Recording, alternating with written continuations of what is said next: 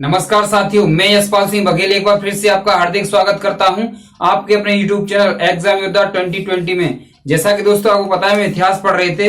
इतिहास में दोस्तों हम यवन राज्य करा रहे थे। क्या करा रहे थे? हम यवन राज्य करा रहे थे। और यवन राज्य में दोस्तों हमने लास्ट टाइम पिछले लेक्चर में क्या कराया था? हमने कुषाण वंश कराया था दोस्तों। कौन सा कराया था?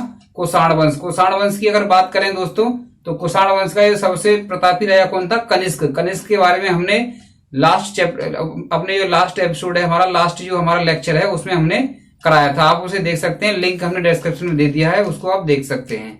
इससे पहले के जितने भी लेक्चर हैं दोस्तों, लिंक हमने डिस्क्रिप्शन में दे दिया है, वहां जाकर के आप देख सकते हैं। तो इससे आगे की अगर बात करें, कनिष्क के अगर आगे की बात करें दोस्तों, तो आज हम बात करेंगे गुप्त वंश के बारे में। दोस्तों जिस समय दोस्तों क्या था? कुषाण वंश था। क्या था दोस्तों? कुषाण वंश। जिस टाइम पे कुषाण वंश की अगर बात करें, तो कुषाण वंश जो किस क्षेत्र में था, किस साइड में था भारत के? तो ये था दोस्तों उत्तरी भारत में। ये क्या था? उत्तरी भारत में। इसी टाइम पे दोस्तों इसका सामना करने के लिए, इसका जो सामना करने के लिए कौन था? जो किस में था? ये गुप्त वंश था, है ना? कौन था इसका सामना करने के लिए? गुप्त वंश। गुप्त वंश की बात करें तो ये भारत के किस साइड में था? ये उत्तरी भारत में था दोस्तों। उत्तरी भारत में था, है ना? गुप्त वंश की बात करें दोस्तों, तो गुप्त वंश किस साइड में था भारत के? तो गुप्त वंश की बात करें तो ये था दोस्तों पूर्वी भारत में। तो पूर्वी भारत है दोस्तों, उसमें था ये। कौन किस साइड में था दोस्तों? ये पूर्वी भारत में था। ठीक है दोस्तों, आज हम किसकी बात करने वाले हैं? आज हम बात करने वाले हैं गुप्त वंश के बारे में। ठीक है, तो वीडियो को दोस्तों आपको लास्ट तक देखना है और लाइक करके जाना है। अगर आप चैनल पर नए आए हैं तो चैनल को दोस्तों क्या करना है? सब्सक्राइब करना है। ठीक है, चलिए दोस्तों चलते हैं हम अपने के लिए उस पर गुप्त वंश के बारे में, है ना? बात करेंगे दोस्तों आज हम किसके बारे में? गुप्त वंश के बारे में।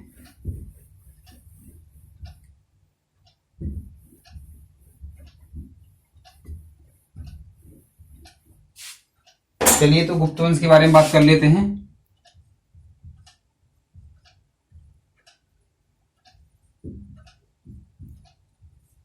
गुप्त वंश, है ना? गुप्त वंश की दोस्तों अगर बात करें तो इसकी उत्पत्ति कैसे हुई? अलग अलग इतिहासकार जो है उन्होंने अलग अलग अपने मत दिए हैं। तो उत्पत्ति की बात कर लेते हैं। उत्पत्ति का मतलब है ये किस वर्ण से थे, यानी ये कौन थे। ठीक है, तो एलन के अनुसार, एलन और दूसरे हैं दोस्तों अल्लेकर।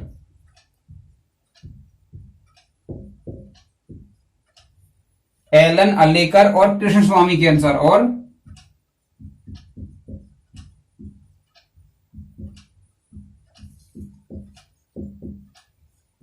कृष्ण स्वामी के अनुसार अगर बात करें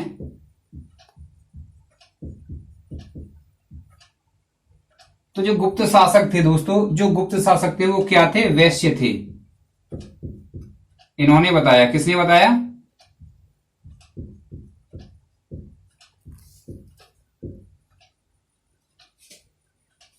कृष्ण स्वामी के अनुसार अगर बात करें तो जो गुप्त शासक थे, कौन थे? गुप्त शासक। गुप्त शासक थे, ये क्या थे दोस्तों? ये वैश्य थे, है ना? ये जानकारी किसने दी? ये एलन, अलेकर और कृष्ण स्वामी के अनुसार ये बताया गया है कि जो गुप्त शासक थे दोस्तों, गुप्त शासक ये कौन थे? ये वैश्य थे। ठीक है, आगे अगर दोस्तों बात करें तो ओझा वासुदेव के अनुसार अगर बात करें, किसके अनुसार आप बात करेंगे? ओझा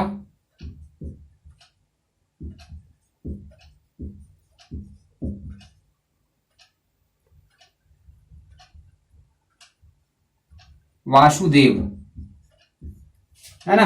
ओझा वासुदेव और ओझा वासुदेव उपाध्याय, है ना? पूरा नाम है इनका। अगर इनके अनुसार बात करें तो दोस्तों ये कौन थे? ये क्षत्रिय थे। ये कौन थे दोस्तों? ये क्षत्रिय थे। ठीक है, आगे अगर बात करें दोस्तों ए आर चौधरी के अनुसार, किसके अनुसार? ए आर चौधरी, है ना? ए आर चौधरी के अनुसार अगर हम बात करें, ए आर चौधरी के अनुसार बात करें तो ये गुप्त शासक ये थे, ये कौन थे दोस्तों, ये ब्राह्मण थे। कौन थे ये, ब्राह्मण थे। कौन थे दोस्तों, ये ब्राह्मण थे। ठीक है, चलिए आगे अगर बात करें दोस्तों तो 3 अभिलेख हैं, प्रयाग प्रशस्ति है, जैसे 3 प्रकार से और जानकारी और मिलती है। समुद्रगुप्त के टाइम पर, समुद्रगुप्त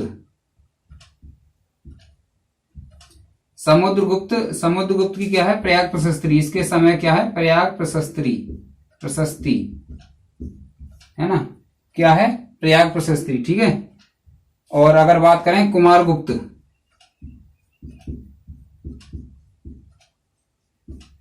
कुमारगुप्त का क्या है दोस्तों, बिलसड़ अभिलेख है। क्या है, बिलसड़ अभिलेख।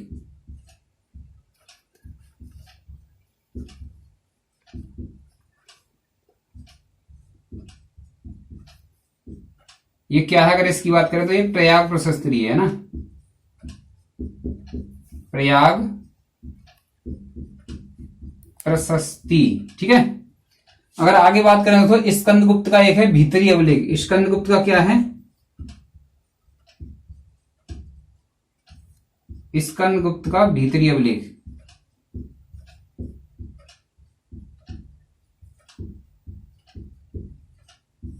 स्कंदगुप्त का क्या है, भीतरी अभिलेख।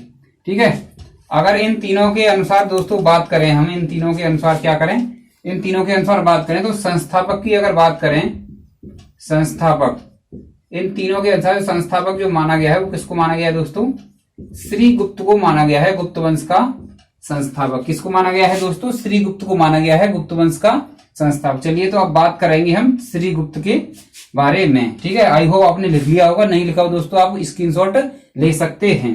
ठीक है, मस्त पढ़ेंगे, आराम से पढ़ेंगे, पूरा कंसेप्ट क्लियर करके पढ़ेंगे, है ना।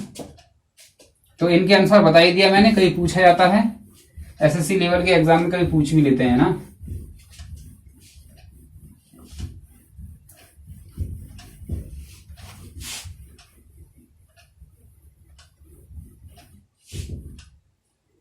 चलिए अब बात करें किसके बारे में, श्री गुप्त के बारे में, है ना। ये श्री है,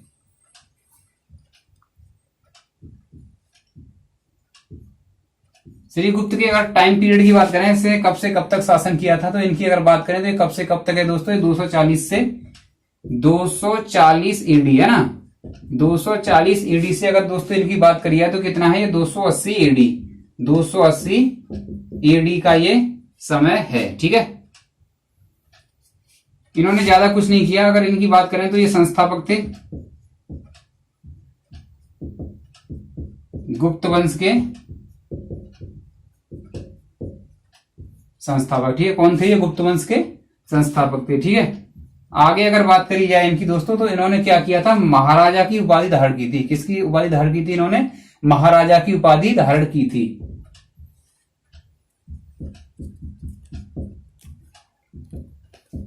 महाराजा की उपाधि दोस्तों इन्होंने क्या की थी,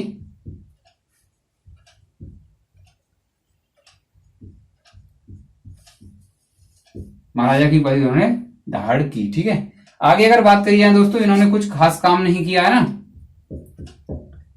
इतना ही है इनके बारे में इतिहास में। तो आगे अगर बात करें तो घटोत्कच के बारे में बात करेंगे। इनके बाद जो राजा बना था, कौन बना था दोस्तों, घटोत्कच राजा बना था, है ना।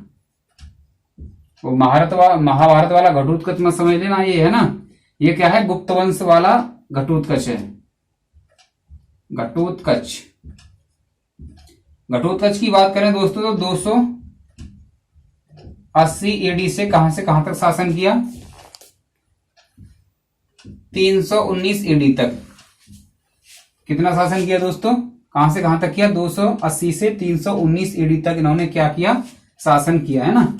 अगर घटोत्कच की बात करें तो घटोत्कच के बारे में यह है कि इन्होंने क्या है, महाराजा की उपाधि धारण की थी। महाराजा की उपाधि, महाराजा की उपाधि धारण की।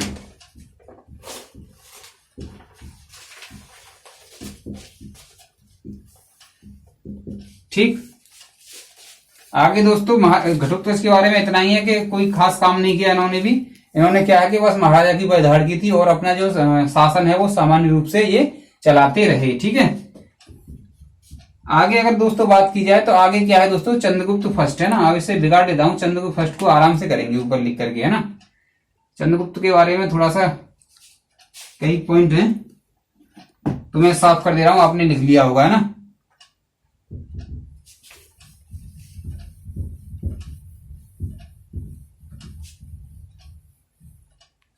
चलिए अब बात करेंगे किसके बारे में, चंद्रगुप्त प्रथम के बारे में।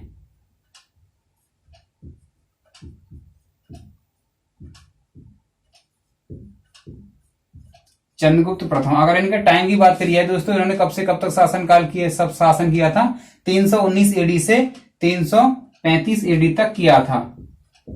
319 एडी से 335 एडी तक इन्होंने क्या किया था, शासन किया था। ठीक है। इनकी अगर दोस्तों बात करें, किसकी, चंद्रगुप्त प्रथम की अगर बात करें तो इन्होंने भी क्या किया दोस्तों, महाराजा धीराज की, इन्होंने क्या किया, उन्होंने तो महाराज की उपाधि धारण की थी, है ना। किसने, श्रीगुप्त ने और घटोत्कच ने किसकी उपाधि धारण की थी, महाराजा की उपाधि धारण की थी। लेकिन अगर बात करें चंद्रगुप्त प्रथम की अगर बात करें तो इन्होंने किसकी उपाधि धारण की थी, महाराजा धीराज, है ना। इन्होंने धीराज और लगा दिया इसमें। ठीक है। अगर श्रीगुप्त की बात करें तो महाराजा की उपाधि, घटोत्कच की बात करें तो महाराजा की उपाधि। लेकिन अगर बात करी जाए चंद्रगुप्त प्रथम की अगर बात करी जाए तो इन्होंने कौन सी उपाधि धारण की थी, इन्होंने की थी महाराजा धीराज, है ना। इन्होंने धीराज और लग गया ये वाला है। ठीक है। थोड़ा सा अंतर है, उपाधि में ध्यान रखेंगे। ठीक है। महाराजा धीराज की उपाधि धारण की उपाधि धारण की। ठीक। चलिए आगे बात करते हैं। आगे अगर दोस्तों बात करें तो इन्होंने शादी की थी, है ना। शादी इन्होंने दूसरे राज्य से की थी। तो ये गुप्त वंश के थे, है ना। ये कौन थे, गुप्त वंश के थे। इनका नाम क्या था,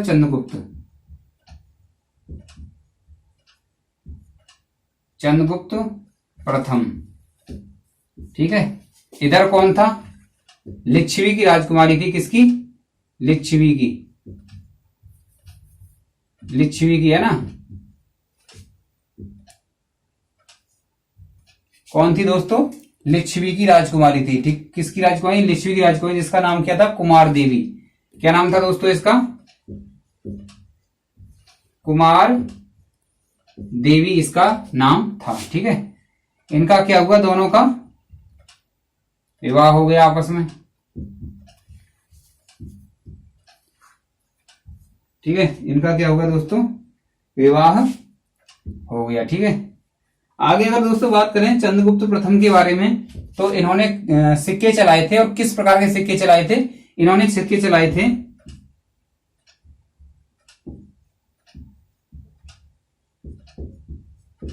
इन्होंने का मतलब चंद्रगुप्त प्रथम ने, इन्होंने चंद्रगुप्त कुमार देवी, है ना, चंद्रगुप्त कुमार देवी प्रकार के सिक्के चलाए।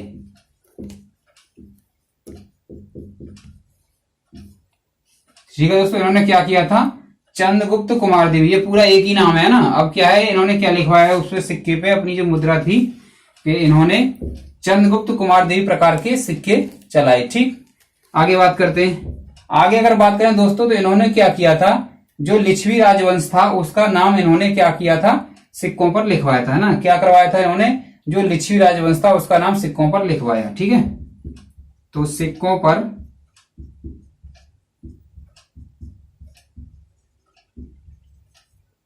लिच्छवी यानी अपने जो ससुराल वालों का नाम था वो लिखवाया अपने, यानी जो इनकी ससुराल थी उनका जो वंश था उसका नाम लिखवाया था, यानी लिच्छवी राजवंश। सिक्कों पर लिच्छवी राजवंश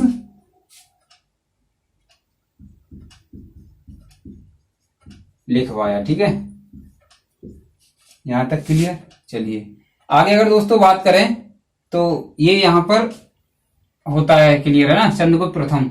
इसके बाद दोस्तों बात करेंगे हम समुद्रगुप्त के बारे में। किसके बारे में बात करेंगे, समुद्रगुप्त के बारे में। एक पॉइंट है इसमें, ये लिख लें, कभी कभी आ जाता है। इन्होंने क्या किया दोस्तों, चंद्रगुप्त प्रथम ने, चंद्रगुप्त प्रथम ऐसे भी लिख सकते हैं, चंद्रगुप्त प्रथम ने क्या किया था, 319 से 320 के समथिंग, है ना।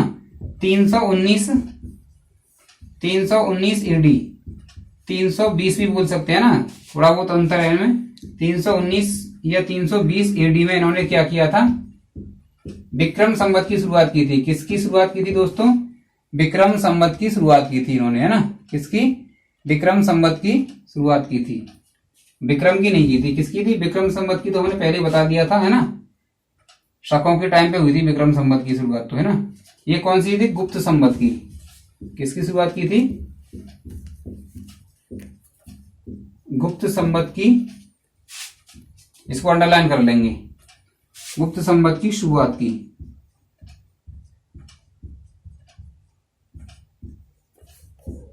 ठीक, ये आपका यहां पर क्या होता है, चंद्रगुप्त प्रथम जो है कंप्लीट होता है। ठीक, चलिए आगे चलते हैं इसके बारे में, यहां से क्वेश्चन कम ही पूछे गए हैं ना।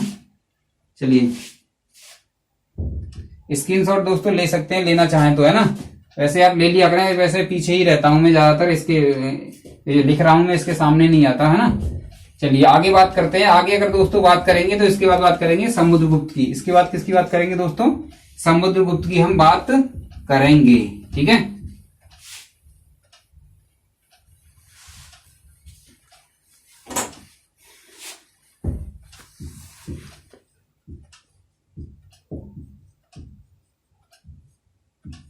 समुद्रगुप्त की अगर बात की जाए दोस्तों, इसने कहां से कहां तक शासन किया था, 335 एडी से 380 एडी तक इसने शासन किया था। यानी 335 एडी से 380 एडी तक इसने क्या किया दोस्तों, शासन किया था, है ना।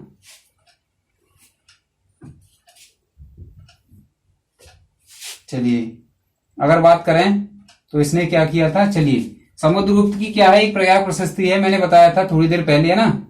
समुद्रगुप्त की जानकारी कहां से मिलती है, समुद्रगुप्त की जानकारी, समुद्रगुप्त की जानकारी प्रयाग प्रशस्ति से मिलती है। किससे मिलती है जानकारी,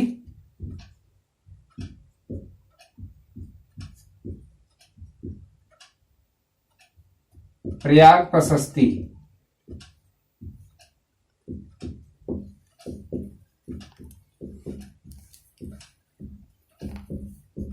प्रयाग प्रशस्ति से मिलती है।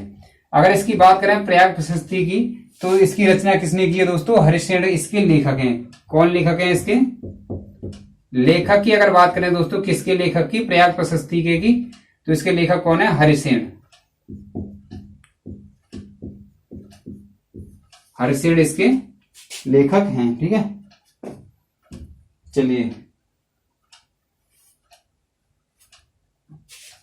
आगे अगर समुद्रगुप्त के बारे में दोस्तों, गर्मी बहुत ज्यादा है ना, गर्मी बहुत ज्यादा है, टेम्परेचर काफी है। चलिए आगे अगर दोस्तों इसकी बात करें, किसके बारे में बात करें इसके, तो इसका युद्ध हुआ था, ये माना जाता है, ऐसा कहा जाता है कि इसका जो युद्ध हुआ था, इसने शासक बनने से पहले क्या किया था, अपने भाई काचगुप्त के साथ युद्ध किया था इसने, है ना। इसने शासक बनने से पहले, है ना, शासक बनने से पहले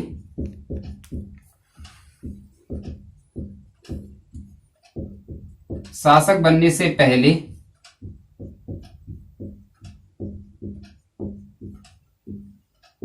अपने भाई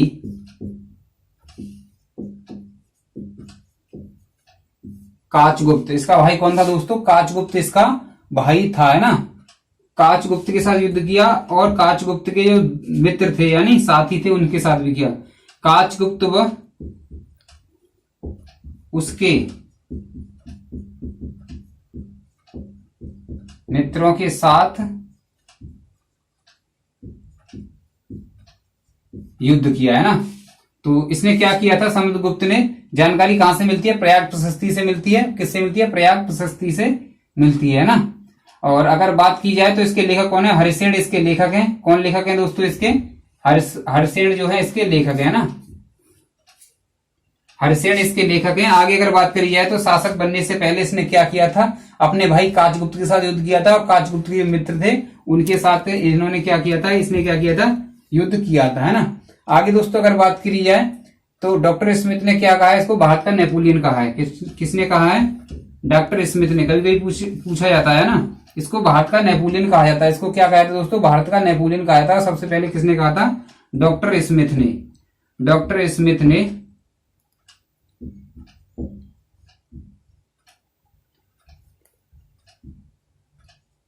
समुद्रगुप्त को भारत का नेपोलियन कहा है ना, भारत का नेपोलियन कहा। ठीक है, चलिए आगे अगर दोस्तों बात करी जाए तो प्रयाग प्रशस्ति में क्या होता है? 100 युद्धों के बारे में जानकारी मिलती है ना। क्या जानकारी मिलती है? प्रयाग प्रशस्ति जो है उसमें ये जानकारी मिलती है कि समुद्रगुप्त ने 100 युद्धों को जीता है ना। तो प्रयाग प्रशस्ति के अनुसार प्रयाग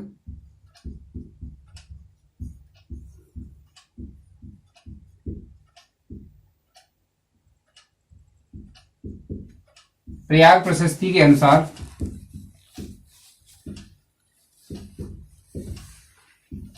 समुद्रगुप्त को 100 युद्धों का, है ना, इसने कितने युद्ध लड़े थे? 100 युद्धों का विजेता कहा जाता है। 100 युद्धों का विजेता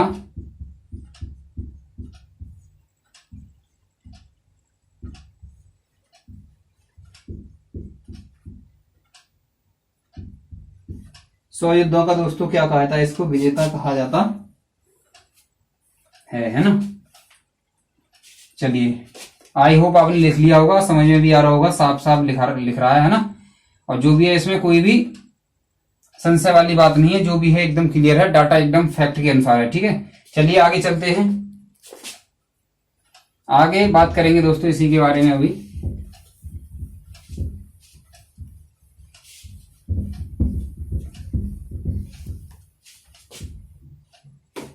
चलिए आगे दोस्तों अगर बात करी जाए तो आगे क्या है? आगे अगर बात करी जाए तो ये बता ही दिया है ना, समुद्रगुप्त ने क्या किया था दोस्तों? सिक्कों पर क्या किया था ये बताया था ना। देखो, समुद्रगुप्त की अगर बात करी जाए तो समुद्रगुप्त ने क्या किया था? सिक्कों पर लिच्छवी दोहित्र का, यानी जो समुद्रगुप्त को सिक्कों पर क्या कहा गया है? लिच्छवी दोहित्र कहा गया है। समुद्रगुप्त को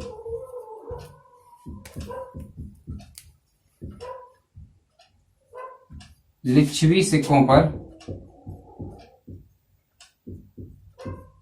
लिच्छवी सिक्कों पर क्या कहा गया है दोस्तों? समुद्रगुप्त को सिक्कों पर क्या कहा गया है? समुद्रगुप्त को सिक्कों पर, किस पर दोस्तों? सिक्कों पर, है ना। सिक्कों पर क्या कहा गया है? सिक्कों पर लिच्छवी दोहित्र कहा गया है। क्या कहा गया है? लिच्छवी, लिच्छवी दोहित्र, इसको ध्यान रखेंगे, है ना, लिच्छवी दोहित्र कहा गया है।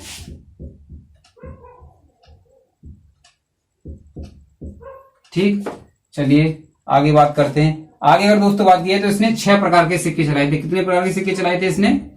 6 प्रकार के सिक्के चलाए। 6 प्रकार के सिक्के। और कौन कौन सिक्के थे वो बात करेंगे एक एक करके ना। पहला प्रकार का जो सिक्का था दोस्तों गरुण था। वो क्या था? गरुण। दूसरे प्रकार का सिक्का अगर बात करें धनुर्धर, है ना, धनुर्धारी, धनुर्धारी। ठीक। तीसरे प्रकार के सिक्के की अगर बात करें दोस्तों क्या था? परशु। क्या था तीसरे प्रकार का सिक्का?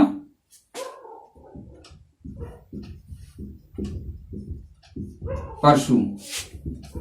चौथे प्रकार के दोस्तों अगर सिक्के की बात करिए क्या था? अश्वमेध, है ना। क्या था? अश्वमेध था। क्या था? अश्वमेध।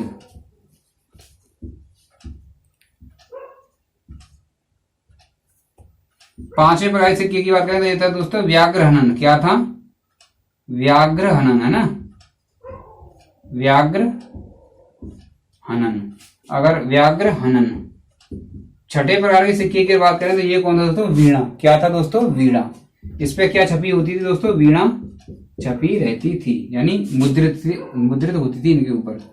गणों का अंकन मिलता है, धनुर्धारी, परशु, अश्वमेध, व्याघ्र, हनन और वीणा। ये दोस्तों क्या है, इस प्रकार के सिक्के चलाए थे।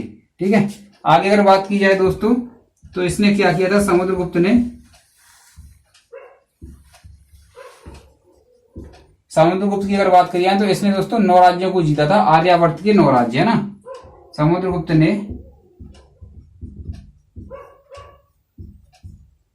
आर्यावर्त के 9 राज्यों को जीता।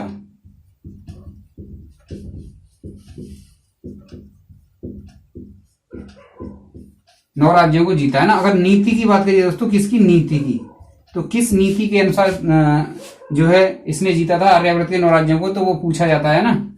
ये राज्य है ना, राज्यों को जीता, तो वो कौन सी नीति है, वो है दोस्तों प्रस्योद्धरण की नीति। क्या है ये, प्रस्योद्धरण की नीति है ना, ये नीति है ना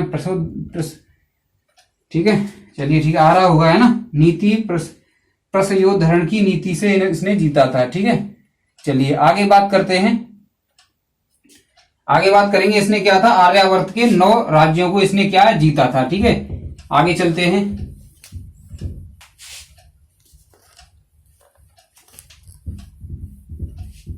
यहां पर ये कंप्लीट होता है ना। चलिए आगे चलते हैं। इसके बाद आगे दोस्तों अगर बात की जाए तो इसने क्या किया है, क्या किया है इसने आगे की, तो चलते हैं आगे है ना। तो मैं नक्शा बना दे रहा हूं पहले है ना। जैसे मान लो ये क्या है, हमारा प्यारा भारत है, इस टाइप का थोड़ा सा मैं बना दे रहा हूं है ना, ऐसे करके, ऐसे ऐसे करके इतना बना दे रहा हूं मैं। ठीक है, तो अगर बात की जाए तो ये वाला जो क्षेत्र है, ये वाला है ना, ये क्या है दोस्तों, यहां पर आर्यावर्त वाला क्षेत्र माना जाता था, आर्यावर्त।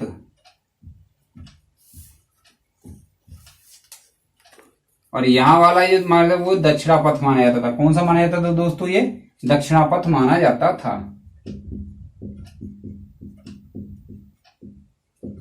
ये वाला जो रीजन है ना। तो दोस्तों 9 राज्यों को जीता इसने, किसने, आर्यावर्त के 9 राज्यों को जीता था। और आगे अगर बात करी जाए तो इसने, किसने, समुद्रगुप्त ने है ना, इसने दक्षिणापथ के 12 राजाओं को हराया है ना, 12 राज्यों को जीता, 12 राजाओं को हरा दिया। तो 12 राज्यों को क्या कर दिया इसने, जीत लिया, 12 राज्यों को जीता। ठीक है, नाम याद नहीं रखने हमें कि किस किस को जीता है, लेकिन इसने क्या किया था, 12 राज्यों को जीता था। ठीक है, तो इसमें अगर बात की है, इसने जीता था लेकिन क्या कर दिया दोस्तों, इसने वापस लौटा दिया था साम्राज्य को है ना। क्या किया था इसने, साम्राज्य को वापस लौटा दिया था। ठीक है, तो नीति की अगर बात करें तो किस नीति के तहत इसने ये जीते थे, तो नीति की अगर बात करें दोस्तों, नीति थी ग्रहण मोक्षानुग्रह है ना, ग्रहण मोक्षानुग्रह। थोड़ा सा बड़ी नीति है ना, इसे थोड़ा सा याद करेंगे, तीन टाइप से इसे याद करेंगे ना, 3 भागों में इसे याद करते हैं। ठीक है, ग्रहण मोक्षानुग्रह नीति के अनुसार इसने क्या किया था दोस्तों, जीता था। ठीक है, चलिए आगे बात कर लेते हैं। आगे अगर बात करी जाए दोस्तों, इसने जो आठविक राज्य होते हैं, आठविक राज्य ना, इसने क्या किया था,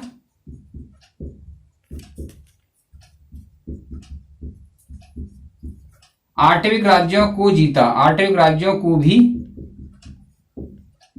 जीता। अगर आठविक राज्य की दोस्तों बात करें तो आठविक राज्य क्या होते हैं, जो जंगली प्रदेश होते हैं। आठविक राज्य मतलब जंगली प्रदेश है ना,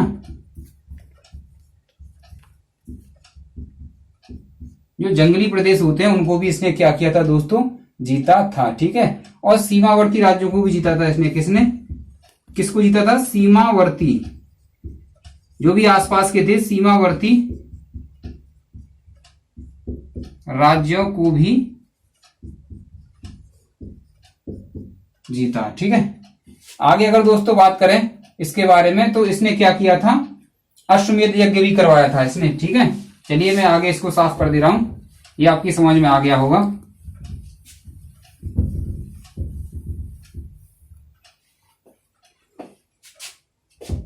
ठीक है, इसने अश्वमेध यज्ञ, इसने क्या करवाया था दोस्तों, इसने अश्वमेध यज्ञ का आयोजन करवाया था, है ना। अश्वमेध यज्ञ भी किया, ठीक है। जिसकी अगर जानकारी की बात करें, यज्ञ की जो जानकारी है, यज्ञ की जानकारी जो है दोस्तों, इसका उल्लेख नहीं मिलता किसमें, प्रयाग प्रशस्ति में, है ना। इसका उल्लेख क्या है दोस्तों, प्रयाग प्रशस्ति में नहीं है। इसने अश्वमेध यज्ञ भी किया, जिसकी जानकारी प्रयाग प्रशस्ति में नहीं है।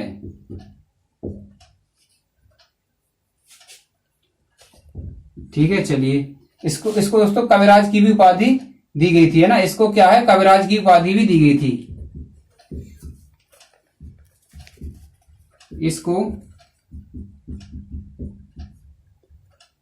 इसकी अगर बात करें दोस्तों, तो इसको कविराज की उपाधि भी मिली थी। यानी इसने क्या किया था, इसने कविराज की उपाधि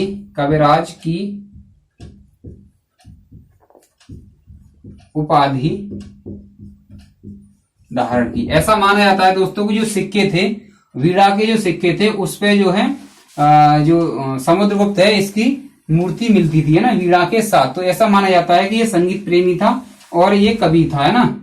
ये माना जाता है वीणा के साथ इसकी क्या है, जो वीणा होता है, इसके वीणा के साथ इसकी उस पर क्या था, अंकन था मुद्राओं पर। तो ये माना जाता है कि ये संगीत प्रेमी था और ये कवि था। ठीक है, आगे दोस्तों अगर बात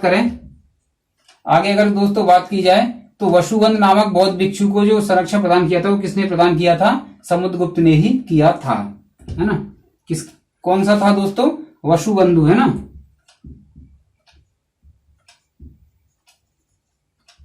वसुबंधु नामक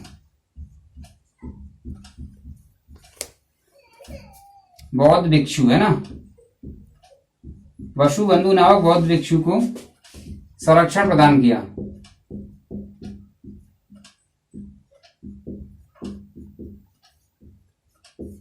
इसने क्या किया था दोस्तों, वसुबंधु नामक क्या था, एक बौद्ध भिक्षु था। क्या था दोस्तों, बौद्ध भिक्षु था, जिसको इसने क्या किया था, संरक्षण प्रदान किया था। ठीक है दोस्तों, एक फैक्ट और है, उससे नोट करके डाल लेंगे आप, है ना। वो क्या है दोस्तों, हमने बताया था आपको क्या, समुद्रगुप्त, है ना। समुद्रगुप्त बताया था, है ना। समुद्रगुप्त के बाद जो मैं बताऊंगा कि क्या बताऊंगा दोस्तों, चंद्रगुप्त द्वितीय के बारे में बताऊंगा, चंद्रगुप्त द्वितीय के बारे में बताऊंगा। लेकिन ऐसा माना जाता है कि इनके बीच में क्या कौन था, एक रामगुप्त भी शासक था।